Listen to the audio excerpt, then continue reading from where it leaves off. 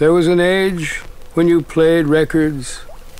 with ordinary steel needles which grew blunt and damaged the grooves, or with more expensive stylus tips said to be tungsten or diamond, which wore down the records and the music receded. But a friend and I had it on persuasive authority that the best thing was a dry thorn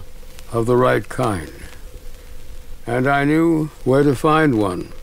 Off to the left of the Kingston Pike, in the shallow swale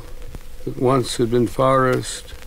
and had grown back into a scrubby wilderness, alive with an earthly choir of crickets, blackbirds, finches, crows, jays, the breathing of voles, raccoons, rabbits, foxes, the breeze in the thickets, the thorn bushes humming a high polyphony, all long gone since to improvement. But while that fine dissonance was in tune, we rode out on bicycles to break off dry thorn branches, picking the thorns, and we took back the harvest